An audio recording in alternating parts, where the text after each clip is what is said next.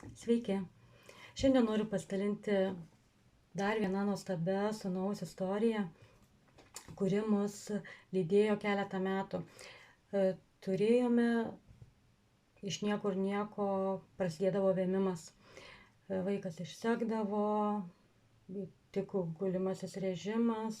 Aišku, mes dideliom akim už vaiko į moters vaiko kliniką, ten paguldydavo, statydavo lašelines, atstatydavo ir mus išleisdavo tokio kaip gydymo, kažko panašaus, kaip ir nieko nebuvo skirta. Ir, sakykime, kas antrą, kas trečią mėnesį mes jau ten buvom tokie pastovus ir tai vyko kelis metus.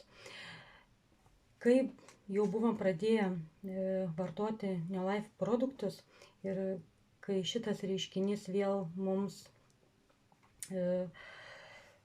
prasidėjo, gavau rekomendacijas duoti vaikui žarnyno, gerųjų žarnyno bakterijų ir duoti alojos gėrimo.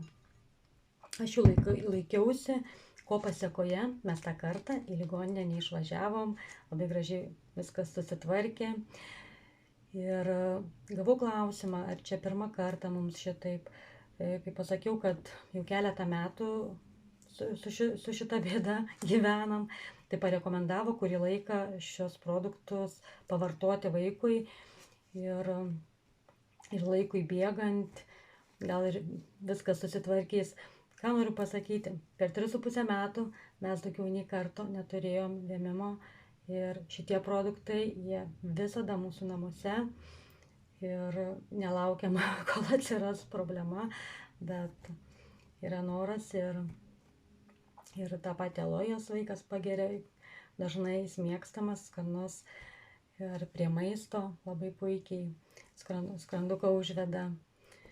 Tai gal bus kam naudinga ši informacija, būkit sveiki, o mano kaip mama mamai palinkėsiu visom ramybės ir sveikų laimingų šalia vaikų. Iki.